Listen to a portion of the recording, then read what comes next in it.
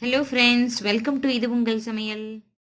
இந்த food சாட்டில் மார்னிங்லேருந்து night வரைக்கும் நம்ம என்னெல்லாம் சாப்பிடலாம், என்னெல்லாம் எடுத்துக்கிற போகிறோம் அப்படின்னு ஒரு கம்ப்ளீட் சார்ட் இது. அது மட்டும் இல்லாமல் நெக்ஸ்ட் டேக்கு உரிய சார்ட்டுக்கு முந்தின நாள் என்ன ப்ரிப்பரேஷன் பண்ணணும் அப்படிங்கிறதையும் இந்த சார்ட்டில் நான் சொல்லியிருக்கிறேன். இந்த மாதிரி பிகினர்ஸ் எல்லாத்துக்கும் இது ரொம்ப யூஸ்ஃபுல்லாக இருக்கும்னு நினைக்கிறேன். நீங்கள் இந்த மாதிரி நீங்கள் ப்ரிப்பேர் பண்ணி வச்சுட்டிங்கன்னா உங்களுக்கு ரொம்ப டைம் சேவ் ஆகும், எந்த டென்ஷனுமே இல்லாமல் ஈஸியாக ஒர்க் பண்ணலாம். இப்போ வாங்க வீடியோக்குள்ளே போகலாம். இந்த ஃபுட் சார்ட் ஸ்பெஷலாக அப்படின்னு யாருக்கும் கிடையாது. நார்மலாக நான் ப்ரிப்பேர் பண்ணியிருக்கேன். சப்போஸ் உங்களுக்கு ஸ்பெசிஃபிக்காக வேணும் அப்படின்னு சொன்னால் எனக்கு கமெண்ட் பண்ணுங்கள், பார்க்கலாம் வாங்க. இப்போ ஃபஸ்ட்டு டே பாருங்கள்.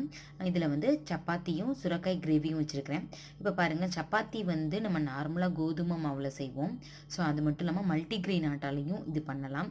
நம்ம மல்டிக்ரெயின் ஆட்டான்னு சொல்லுவோம், நம்ம கடையில் போய் வாங்குவோம், அது தேவையில்லை, நம்ம வீட்டிலேயே பண்ணிடலாம் ஈஸியாக, நல்லா ஹெல்த்தியாகவும் இருக்கிறோம். அப்புறம் சுரக்காய் கிரேவி, இது கொஞ்சம் டிஃப்ரெண்ட்டாக தான் இருக்கும் பாருங்கள், ஆனால் ரொம்ப டேஸ்ட்டு நல்லாயிருக்கும். நம்ம நார்மலாக வெஜ்ஜு குருமாலாம் பண்ணுவோம்ல, அந்த மாதிரி டேஸ்ட்டு இதுக்குமே ஒரு ஸ்பெசிஃபிக்காக நல்லாயிருக்கும். அடுத்து மத்தியானம் லஞ்சுக்கு பாருங்கள், தக்காளி சாதம் சுரக்காய் கிரேவி இங்கே நம்ம வச்சுருப்போம் இல்லையா. நம்ம இந்த தக்காளி சாதத்துக்கு நம்ம வெஜ்ஜு குருமா வச்சு தொட்டு சாப்பிடுவோம், அது மாதிரி இதை வச்சு தொட்டு சாப்பிடலாம். ப்ளஸ் தயிர் வெங்காயம். என்ன சொல்கிறாங்க, அந்த தயிர் வெங்காயத்தை டெய்லியுமே சேர்த்துக்கங்க அப்படின்னு சொல்கிறாங்க. நார்த்து சைட்லாம் இதை அடிக்கடி எடுத்துக்கிறாங்க அவங்க. ஆனால் நம்ம என்ன பண்ணுறோம், பிரியாணிக்கு மட்டும்தான் நம்ம எடுத்துக்கிறோம். நார்மலாகவே இது எடுத்துக்கிட்டால் ரொம்ப நல்லது அப்படின்றாங்க. ஸோ நம்ம என்ன பண்ணலாம், வெயில் காலத்தப்போ இந்த மாதிரி நம்ம எடுத்துக்கிறலாம். அப்புறம் ஈவினிங் ஸ்நாக்ஸ் என்னென்னு பார்த்தோன்னா கொண்டக்கடலை சுண்டல்.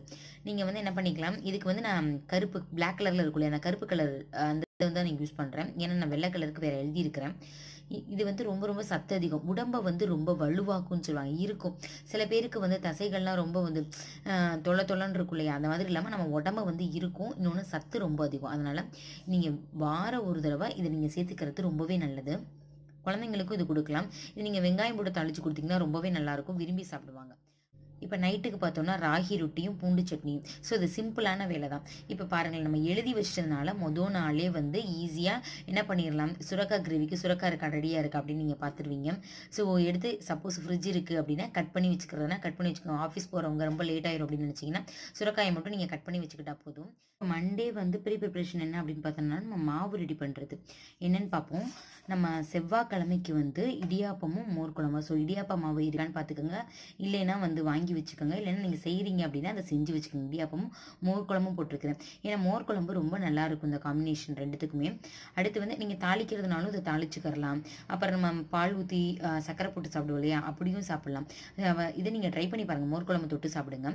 ஸோ நம்ம மத்தியானத்துக்கு மோர் குழம்பும் பொட்டேட்டோ ஃப்ரையும் உருளைக்கிழங்கு வறுவல் தான். ஸோ மோர் குழம்பும் மேட்ச் ஆயிடுச்சு. ஸோ 2 வேளை கிடையாது, ஒரே வேலையில் முடிச்சிடலாம் அதை. அதனால தான் இந்த இதை எப்பயுமே நான் ப்ரிஃபர் பண்ணுவேன். இடியாப்பம் போட்டேன்னா அன்றைக்கி மத்தியானம் கண்டிப்பாக மோர் குழம்பு தான் வைப்பேன். ஸோ இதுக்கும் தொட்டு சாப்பிட்டுக்கலாம், இதுலேயும் சேர்த்துக்கலாம். இப்போ இதுலேயும் ஒரு காய் சேர்த்துருக்கிறேன்.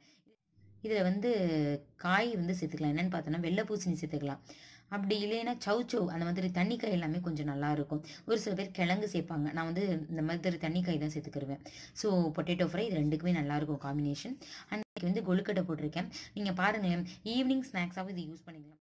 சப்போஸ் உங்கள் வீட்டில் குட்டீஸ் இருக்காங்க அப்படின்னா, அவங்க கேஜி படிக்கிறாங்க, இல்லை இப்போல்லாம் பார்த்தீங்கன்னா 3rd ஸ்டாண்டர்ட் வரைக்குமே ஸ்நாக்ஸ் பாக்ஸ் கொண்டு போகிறாங்க. ஸோ அப்படி கொண்டு போகிறாங்கன்னா நீங்கள் இந்த கொழுக்கட்டை செய்கிறது ரொம்பவே ஈஸி. இடியாப்பம் போடும்போது ஒரு 4-5 இதை மட்டும் நீங்கள் உருட்டி போட்டு தாளித்து கொடுத்துட்டிங்கன்னா அவங்களுக்கு கொடுத்து விட்டுறலாம். அதனால தான் இந்த கொழுக்கட்டை நான் ப்ரிஃபர் பண்ணேன். நான் இதை ஈவினிங் ஸ்நாக்ஸாக உங்களுக்காக எழுதியிருக்கிறேன். ஆனால் நான் அதை என்ன பண்ணுவேன்னா, ரெண்டுத்துக்கும் மிடில்லையே, ஏன்னா எங்கள் குழந்தைங்களுக்காக நாங்கள் கொடுத்து விடுவோம், அதனால் ரெண்டுத்துக்கும் மிடில்லையே இதை ப்ரிப்பேர் பண்ணி முடிச்சிருவேன். அடுத்து பாருங்கள், சொரக்காய் தோசை பூண்டு சட்னி இல்லை கார சட்னி எடுத்துக்கலாம். அதனால் சொரக்காய் தோசை ரொம்ப ரொம்ப டேஸ்ட்டாக இருக்கும். என்னடா சொரக்காய் வச்சு பண்ணுறேனே அப்படின்னு பார்க்காதீங்க, ரொம்பவே நல்லா அருமையாக இருக்கும். இந்த வீடியோ உங்களுக்கு சீக்கிரமே அப்லோட் பண்ணுறேன். அப்புறம் பூண்டு சட்னி, அப்படி இல்லைன்னா கார சட்னி. இது நான் இந்த சட்னி நான் காரமாக தான் அரைச்சிக்கிறதுனால மேக்ஸிமம் பூண்டு சட்னி தான் ப்ரிஃபர் பண்ணுவேன். சப்போஸ் நீங்கள் ஏதாவது கார சட்னி ட்ரை பண்ணுறீங்கன்னா அது கூட பண்ணிக்கோங்க. ஏன் சுரக்காய் ஏற்கனவே இங்கே சுரக்காய் கிரேவி போட்டிருக்கோம், இங்கே சுரக்காய் தோசை உடனே போடுறேன் அப்படின்னா, நம்ம ஒரு பெரிய சுரக்காய் வாங்குவோம், அதை ஏற்கனவே கட் பண்ணியிருப்போம். ஸோ கட் பண்ணது ரொம்ப நாள் வச்சா அது நல்லா இருக்காது. அது ஒரு தண்ணிக்காயில் என்னதான் ஃப்ரிட்ஜில் வச்சாலும் அது தண்ணி எல்லாத்தையுமே அப்சர்வ் பண்ணிடும். அதனால் உடனே இதை காலி பண்ணிடணும். அதனால் பாதி இதை கிரேவிக்கு போட்டுட்டு பாதி இதை தோசைக்கு போட்டாச்சு. ஸோ செகண்ட் டே முடிஞ்சிருச்சு. அடுத்து பாருங்கள், ப்ரிப்பரேஷன் என்ன அப்படின்னு பார்த்தோன்னாக்கா, அவியலுக்கு காய் நறுக்கி வச்சுக்கிறீங்க. சப்போஸ் நீங்கள் ஆஃபீஸ் போகிறீங்க அப்படின்னா இந்த அவியலுக்கு காய் நறுக்கி வச்சுக்கோங்க. ஆனால் நான் அது வேலை பண்ண மாட்டேங்க, நான் காயை சீக்கிரம் நறுக்கிறதுனால எனக்கு காய் கட் பண்ணுறதுக்கு பார்த்தீங்கன்னா ஒரு 5 மினிட்ஸ் ஆகும், கடகடன்னு கட் பண்ணிடுவேன். அதனால் எப்போயுமே இந்த காய் கட் பண்ணுற வேலை நான் முதல் நாள் வச்சுக்கிற மாட்டேன். ரொம்ப அவசரம் நிறைய கெஸ்ட்டு வர்றாங்க அப்படின்னா மட்டும்தான், இல்லை ரெகுலராக நாங்கள் மட்டும்தான் அப்படின்னா நான் அந்த மாதிரி வேலை பார்க்க மாட்டேன். ஆனால் ஆஃபீஸ் போகணும், நெக்ஸ்ட் டே ஏதாவது ஒர்க் இருக்குது அப்படின்னா நீங்கள் பண்ணுறதுனா பண்ணுங்கள். ஓகே. இப்போ பாருங்கள், அடையும் அவியலும். சப்போஸ் நீங்கள் வந்து அரிசி வேண்டாம் அப்படின்னு நீங்கள் அவாய்ட் பண்ணிட்டீங்க அப்படின்னா, நீங்கள் வந்து நான் ஏற்கனவே இதில் வீடியோ அப்லோட் பண்ணியிருக்கேன். தினையில் வந்து அடை செய்யலாங்க, அது ரொம்ப டேஸ்ட்டாக இருக்கும். ஸோ அந்த மாதிரி அடையும் அவியலும். அவியலில் நிறைய காய் சேர்ப்போம், அதனால சத்துக்கள் எல்லாமே கிடைச்சிருது குழந்தைங்களுக்கு. அவியல் ரொம்ப டேஸ்ட்டாகவும் இருக்கும். ஓகே. இப்போ பாருங்கள், வெண்டிக்காய் காரக்குழம்பு. ஸோ நல்லா காரமாக இருக்கிறதுனால காரமே இல்லாமல் கொஞ்சம் சப்புன்னு இருக்க மாதிரி அவியல் இருந்துச்சுன்னா நல்லாயிருக்கும். ரெண்டுக்குமே டேஸ்ட்டு நல்லாயிருக்கும். அதனால தான் இங்கே அடை அவியல் போட்டிருக்கிறேன். ஸோ ஒரே வேலையில் முடிஞ்சிருச்சு. நீங்கள் அவியலை செஞ்சிட்டிங்கன்னா குழம்பு மட்டும்தாங்க வைக்கணும். ஸ்நாக்ஸ் பாருங்கள், இதில் வந்து மசாலா பொரி. நம்ம என்ன பண்ணுவோம், பொரியை வாங்கி இந்த சிலது தாளிச்சு விட்டு சில பவுடர்லாம் போட்டோம்னா நல்லாயிருக்கும். மழை காலத்தில் சாப்பிட்றதுக்கு ரொம்ப அருமையாக இருக்கும். அதனால் இந்த பொரி மசாலா போடுவேன், ரொம்ப நல்லாயிருக்கும். எப்போயாவது ஞாபகம் வந்துச்சுன்னா, மழை பெஞ்சாலே இந்த பொரி ஞாபகம் வந்துடும். ஈவினிங் சாப்பிட்றதுக்கு ரொம்ப நல்லாயிருக்கும். ஸோ ஞாபகம் வந்துச்சு, அதனால் நான் எழுதியிருக்கிறேன். அடுத்து பாருங்கள், அப்புறம் நைட்டுக்கு பார்த்தீங்கன்னா அதே அடை தாங்க. இப்போ நான் காலையில் வந்து என்ன பண்ணிடுவேன், அடை அவியல் பண்ணியிருக்கோம் இல்லையா, ஸோ அந்த அடை மாவு எக்ஸ்ட்ராவாகவே இருக்கும். நான் கொஞ்சம் சேர்த்தே தான் அரைப்பேன். அந்த அடை மாவையே வந்து நைட்டு யூஸ் பண்ணிப்பேன். சப்போஸ் உங்களுக்கு நைட்டு வேணும்னா நீங்கள் இதை அவாய்ட் பண்ணிடுங்க. மேக்ஸிமம் அடை வந்து அரிசியில் பண்ண மாட்டேன், அதனால் நைட்டு சாப்பிட்றதுனால ஒன்றும் செய்யாது. ப்ராப்ளம் இருக்குது அப்படின்னா, வேண்டாம் செமிக்காது அப்படின்னு நீங்கள் நினச்சிங்கன்னா அந்த இடத்துல நீங்கள் வேறு ஏதாவது ஆப்ஷன் நீங்கள் யூஸ் பண்ணிக்கலாம். அப்புறம் இன்னைக்கு வந்து ப்ரீ ப்ரிப்ரேஷன் என்ன அப்படின்னு பார்த்தோம்னாக்கா, முருங்கைக்கீரை, அதாவது உரட்டி. நெக்ஸ்ட் டே வந்து உரட்டி போட போகிறேன். அதனால் முருங்கைக்கீரையை மட்டும் நம்ம காலையில் எந்திரிச்சு ஒன்றும் பண்ண முடியாது. ஏன்னா முருங்கைக்கீரை ஒரு வேலை பெரிய வேலை, அதை செய்கிறது கூட அவ்வளோ நேரம் ஆகுது. அதை க்ளீன் பண்ணி அதை கரெக்டாக எடுத்து வைக்கிறதுக்கு தான் அவ்வளோ லேட் ஆகுங்க. வந்து என்ன பண்ண மாட்டோம், குக்கரில் விசில் வைக்க மாட்டோம். அப்புறம் வந்து தண்ணியை வேஸ்ட் பண்ண மாட்டோம். அதில் அப்படியே அந்த ஆவிலேயே வேகிறது தான், அதனால் சத்து அப்படியே கிடைக்கும். அதனால் கண்டிப்பாக ஒரு வாரத்துக்கு ஒரு தடவை இந்த உரட்டியை வந்து நான் போட்டுருவேன். இதில் நீங்கள் வந்து சுரைக்காய் இருந்ததுன்னா, நம்ம சுரைக்காய் என்ன பண்ணலாம், குட்டி குட்டியாக தேங்காய் சில்லாம் கட் பண்ணுவோம் இல்லையா, அந்த மாதிரி குட்டி குட்டியாக கட் பண்ணி இதில் நீங்கள் சேர்த்து நீங்கள் பண்ணலாம். ஏற்கனவே இந்த உரட்டி வீடியோவும் போட்டிருக்கேன். நிறையா பேர் டிஃப்ரெண்ட்டாக இருக்குன்னு சொல்லி கமெண்ட் பண்ணியிருந்தீங்க. எல்லாத்துக்குமே தேங்க்ஸுங்க. பாருங்கள், நெக்ஸ்ட் டே வந்து அதான் சொன்னேனே இல்லையா, உரட்டி முருங்கைக்கீரை உரட்டி தான் போட போகிறேன். இதுக்கு தொட்டுக்கிறதுக்கு எனக்கு எதுவுமே தேவை இருக்காது. சப்போஸ் உங்களுக்கு நாட்டு சக்கரை வச்சு சாப்பிட்லாம், அதை இல்லை வந்து இட்லி பொடி இருக்கு இல்லையா, அதை தொட்டு சாப்பிட்லாம். சில பேர் வந்து தேங்காய் சட்னி தொட்டு சாப்பிடுவாங்க. ஆனால் நாங்கள் வந்து வெறுமனே வந்து உரட்டியை மட்டும் வச்சுட்டு ஸ்நாக்ஸ் மாதிரி சாப்பிட்டு முடிச்சிடலாம், அவ்வளோ டேஸ்ட்டாக இருக்கும். அடுத்து பாருங்கள், ஆஃப்டர்நூன் வந்து வெள்ளை கொண்டக்கடலை குழம்பு. ஸோ நம்ம நல்லாயிருக்கும். இதுவும் கொஞ்சம் டிஃப்ரெண்ட்டாக இருக்கும். நம்ம அதில் வச்சா, கருப்பில் வச்சா ஒரு டேஸ்ட்டில் இருக்கும், இதில் வச்சா ஒரு டேஸ்ட்டில் இருக்கும். அதை வச்சுட்டு சவு கூட்டு வச்சுருக்கிறேன். ஸோ இது ரெண்டுக்குமே நல்லாயிருக்கும். இது கொஞ்சம் காரமாக வச்சுருக்கோம், இது கொஞ்சம் காரம் கம்மியாக இருக்கும். ஸோ நான் மேட்ச் ஆயிரும். அப்புறம் ஈவினிங் ஸ்நாக்ஸ் என்னென்னா பட்டர் பன். ஸோ குழந்தைங்களுக்கு பட்டர் வந்து கொடுக்கணும். கெடுதி அப்படிலாம் சொல்லாதீங்க, பட்டர் வந்து ரொம்ப நல்லதுங்க. குழந்தைங்களுக்கு குட் ஃபேட் ரொம்ப இம்பார்ட்டண்ட்டு. அதனால் பட்டர் பன் வந்து இதில் சேர்த்துக்கிறேன். அடிக்கடி சேர்க்க மாட்டேன், எனக்கு வந்து ஞாபகம் இருக்கும்போது இந்த பட்டர் பன் சேர்த்துப்பேன்.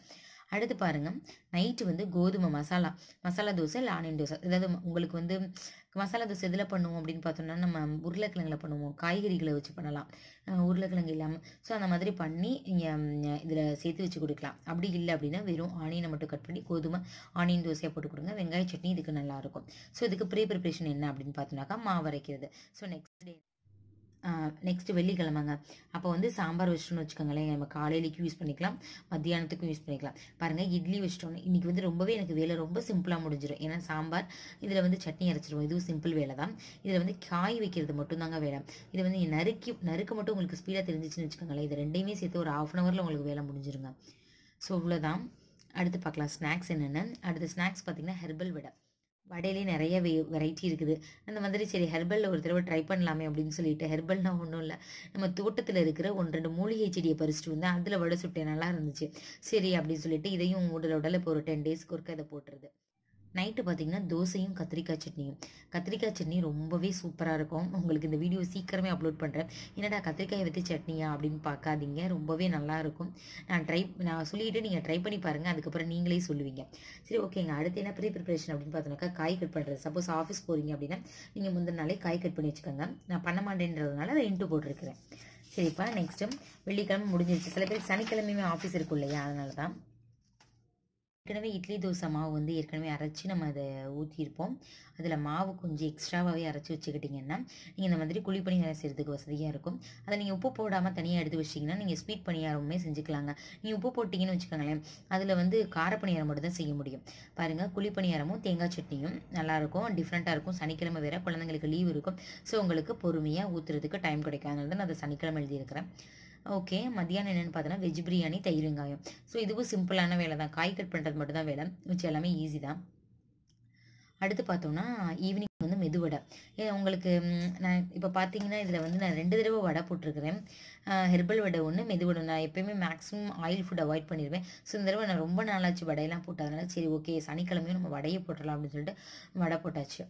அடுத்து பாருங்கள், நைட்டு வந்து ரவா உப்புமா கிச்சடி.